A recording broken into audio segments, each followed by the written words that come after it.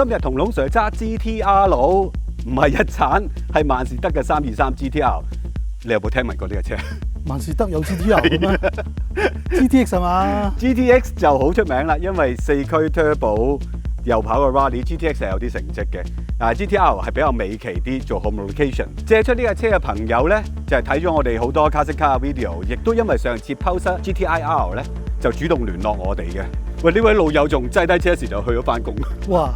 咁支持我哋啊？係啊，咁你俾啲心機先真啲啊。係啊，嗱，出發試車前買埋廣告 ，YouTube channel 記得 subscribe， 撳埋個鈴鈴。當然，我哋仲有 Facebook 啦 ，Facebook 裏邊嘅 Drivers Club 啦 ，Instagram 啦，記得 like 晒佢 ，follow 晒佢。啊，我哋仲有雜誌啊，記得買啦，多謝支持。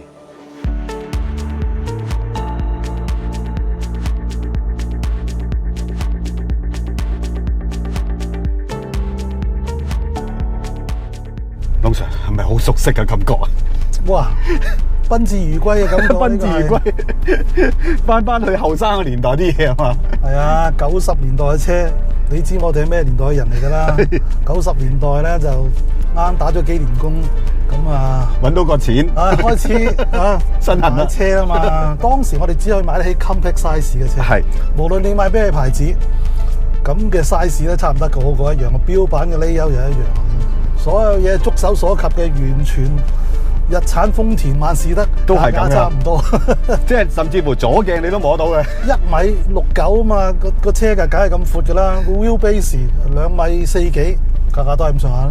係啊，仲有個 dashboard 一定係離開你好遠嘅，啲掣咧就喺晒下邊嘅。係啊，即係所有嘢，哇！翻去我後生個年代啦。抹車嗰下好啊，係啊，車頂唔使擔燈仔。係啊，所以好熟悉喎我哋。咁開車㗎咯喎。好啊，嚟啊！好啊。3, 2, 1。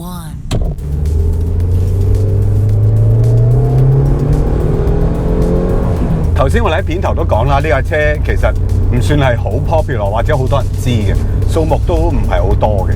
同上次嘅 Pulsar GTIR 一樣，就係為咗 homologation， 為咗鬥 WRC 而做出嚟嘅。咁呢一類嘅 configuration， 其實你都好似係第一次掂，係咪？係啊，真係老實講，行過身邊你都唔知啊！呢架車啊，太低調啊！係啊，即係仲低調過架 Pulsar GTIR。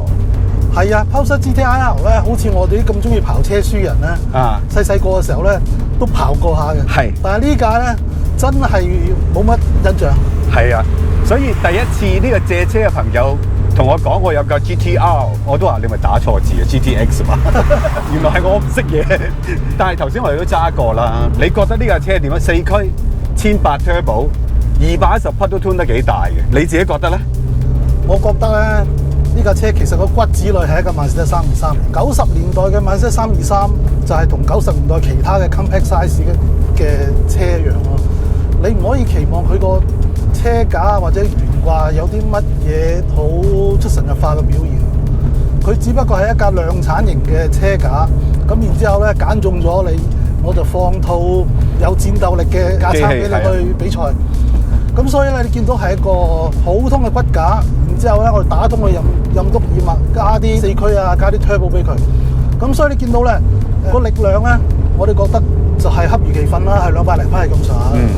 而個操控咧比較特別嘅，因為如果我哋用而家嘅4驅去同佢比較咧，佢個設計咧係一個機械式嘅4驅，而嗰個4驅咧。又唔係話死咕咕，好似80年代嗰啲一 lock up 咗之後頭尾碌都咁快，跟住推嗰啲，佢又唔會嘅喎，佢可以做到頭尾碌係唔同動力分佈嘅喎。係啊，有少少 variable 嘅。而竟然咧係尾碌多過前碌喎。係。咁所以令到我哋喺平時駕駛嘅時候咧，你輕輕俾下油咧喺彎裏邊咧，就有非常之活潑嘅動態。咁呢樣嘢而家就好尋常啦，但係當其時係用純機械嘅方法嚟做咧。呢樣嘢就好有趣，唔簡單嘅。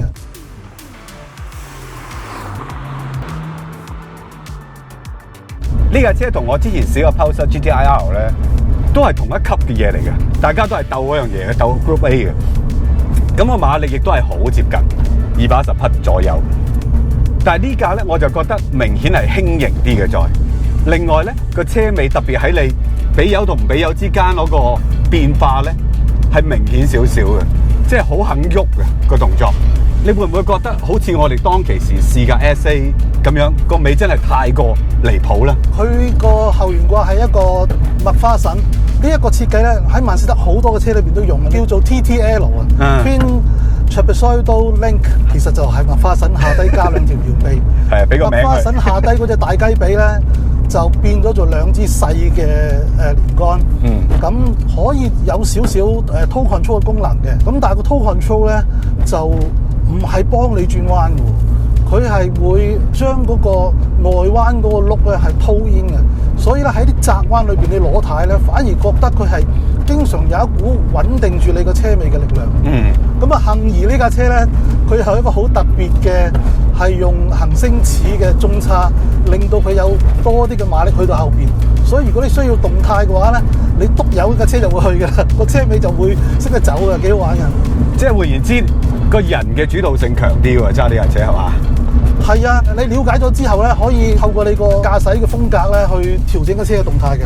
啊，有一樣嘢我覺得係佢個缺點嚟嘅，就係個車架真係偏冧嘅。即係當然啦，其實323好老實，個車架真係唔會好硬淨嘅。我相對於我上次試個 Pulsar GTI-R， 明顯日產嗰部係車架硬好多。即係但係萬事得，即係好似早年嗰啲思維咁，其實都係好鬼冧噶嘛。我行車嘅時候咧，嘗試去揾下呢架車咧有冇啲特別弱嘅位啊，發覺揾唔到啊！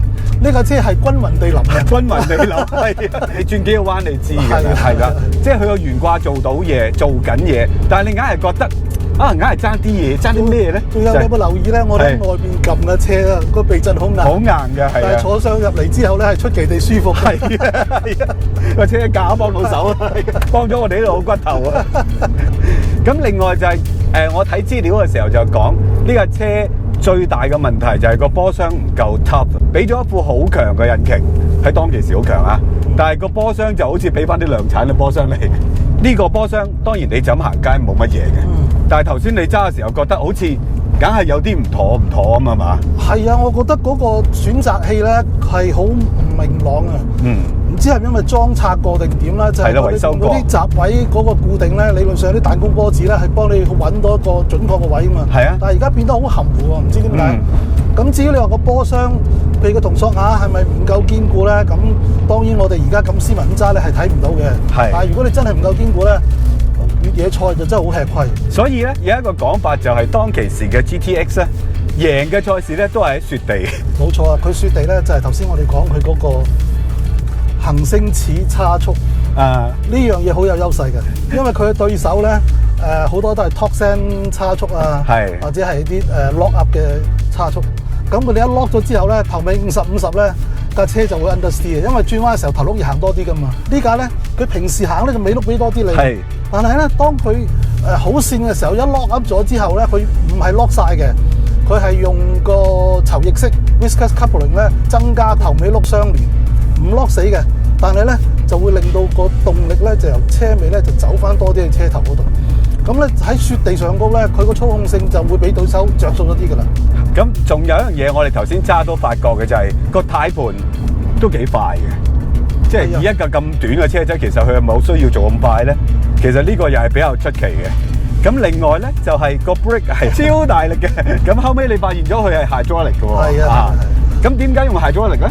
因為呢個車嘅 turbo 咧高壓 turbo 嚟嘅。咁佢比賽嘅時候咧，篤盡油咧就會去到1-2個巴，咁你個 intake manifold 已經冇咗負壓啊，用傳統嘅大力鼓嘅 booster 咧係冇辦法做得到嘢嘅。有兩個方法嘅，而家新嘅車咧就有獨立嘅增泵嘅。係。咁嗰個年代冇點算咧，咪揾個大貨車用嗰啲 hydraulic booster 嚟頂住檔先啦。咁我覺得都 OK 嘅，佢個調教都唔算話太過好突兀啊，好容易適應到。比我哋上次試嗰個 M635 CSI 好似仲容易少少適應。係啊，我覺得嗱，嗰個車咁重，理論上應該係更加容易揾到嗰個力噶嘛。係啊。但係嗰架咧反而係難揾啲啊！呢架我覺得好輕鬆喎，你伸一腳落去，第一次、第二次你已經係掌握到㗎啦，捉到㗎啦，同埋個軚老實講啊，佢 lock to lock 咧係唔夠3圈，我覺得好正喎！你而家新嗰啲車咧，尤其是 variable 嗰啲咧，時快時慢啊，嗰啲仲難搞。喂，呢個你最憎喎！係你揸幾部新車度，哎呀，個頭軚真係好難搞啊！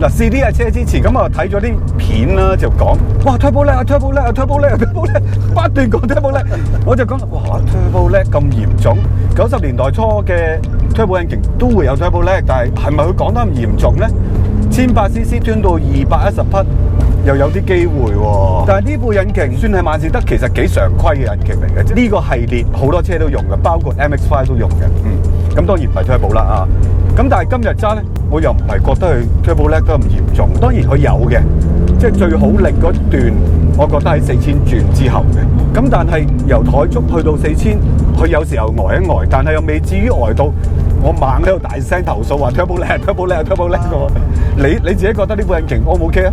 我頭先2波轉坐3波上緊車，架車都唔死火，仲可以捱一陣，即係證明呢架車嘅低扭咧係其實非常之好喎。個車主仲已經係換咗個高流量風格，係啊，但我真係唔覺得佢個低轉係冇力喎，我覺得好 OK 喎。係啊，當然你話要批評呢架車個 engine 嘅 performance 有冇地方，我覺得有嘅。譬如話佢後邊嗰轉係唔夠凌厲。即係高轉嘅時候咧，去到最高轉嘅時候有啲限制。咁，喂，當時呢啲 engine 係冇咁多古靈精怪嘅 variable 嘅技術噶嘛。佢就係改良咗個大啲嘅 turbo 啦。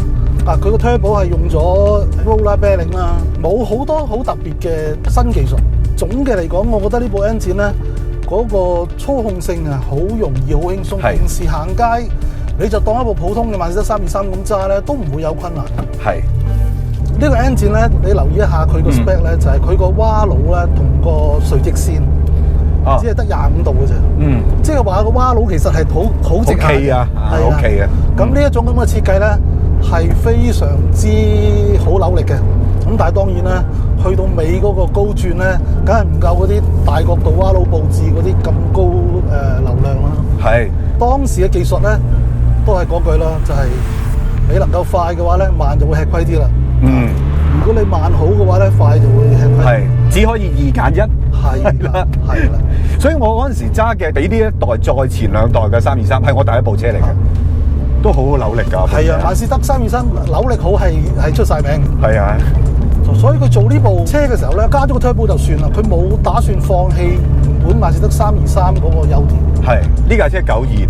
差唔多係好接近日本車廠冬眠狀態嘅年期嚟嘅咯。係啊，真係光輝到此喎。係啊，由80年代尾開始，錢多得滯，逢大賽事都去玩。你話 homologation 10架就10架，2000就2000，我照做俾你。可以響朵嘅就去玩，仲有做好多嘅唔同嘅車型，發展咗好多，想進軍埋 supercar 呢個 segment。但係去到90年代中。你定好似係94年係嘛？經濟爆破，咁啊真係從此日本嘅跑車就冬眠期啦。係啊，不過咧就佢留低咗2樣好寶貴嘅。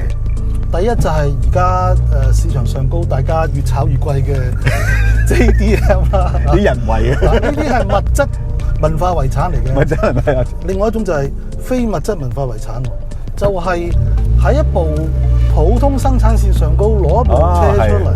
然之後我哋補強啊，令到變成一個 hot hatch。嗱，你有冇留意到？因為經濟爆破咗之後咧，就純種跑車已經冇人夠膽抌錢落去做啦，因為賣得太少啦，實時死你得啦。咁但係大家中意揸快車，後生仔中意高性能嘅車咧，呢樣嘢就唔論你窮抑或富貴嘅，平有平玩，貴有貴玩啫。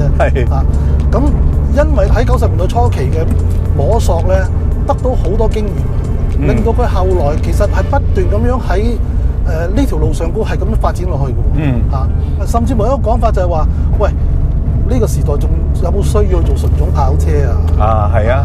你話你咩純種跑車咁巴閉，我就揾個 hot hatch 去跑人哋啦。咁呢個亦都係嗰個年代係累積翻嚟嘅寶貴經驗嚟嘅。我諗最明顯嘅例子，譬如好似 WRX 嗰啲，就係經歷咗咁多年鬥 Rally 嘅經驗，後期嘅 Impreza WRX 已經係街車嚟嘅，但係超快喎。即係你講開文化遺產、物質嘅文化遺產 JDM 啦，你喺網上面打 JDM， 其實你好大機會係揾唔到呢架車嘅。呢架真係好冷門，一來佢數量少，戰績又麻麻，又跑唔到 track。如果你喺呢個 core 嘅賽事都跑唔贏咧，你基本上都響唔到檔啦，係啊，冇乜機會啦。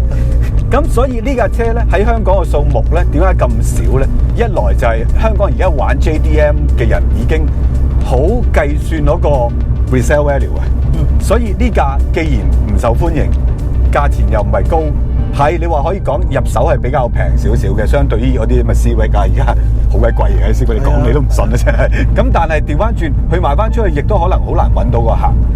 咁好似而家借車俾我哋呢個朋友咧，佢當年就係覺得我想揾一部比較特別啲嘅 JDM， 咁再加上佢個童年咧就係坐323嘅，即係有少少情意結。咁所以佢就喺香港揾到呢一部車嘅，但係咧買翻嚟之後咧都整咗好似成年嘅，唔係特別難整，好似你頭先所講，其實佢唔係好多電子嘢㗎，只不過係啲零件係實在係太特別係貨呢架車，簡單到連個水箱掹都係要特別買嘅，即係唔係用翻323，唔係用翻 GTX 咁奇怪嘅。張凳嘅凳架又係唔同嘅，嗰個掹位個架都唔同嘅，有啲要喺中東買，有啲喺日本買，所以其實佢話大部分時候都係等零件啊，等齊啲零件做，當然過程裏邊都買咗好多冤枉零件啦，但係佢依然係好中意呢架車啊，甚至乎同阿爸一齊揸嘅，佢阿爸一揸上去就上晒手噶啦，所以 JDM 好老實呢架真係唔係熱門嘅，而家賣翻可能都講緊10零萬。到20零萬呢架車咧，真係要識嘢嘅人先至會知嘅。所以如果今時今日都仲嗌到10零20萬咧，即係證明咧呢個世界識嘢嘅人係有嘅，係有嘅。咁而家我哋算係其中一位嚟嘅咯。我本來唔識嘅，我都唔識。之後我茶餐懵，我而家識少少，仲有幸揸埋添喎，真係好少。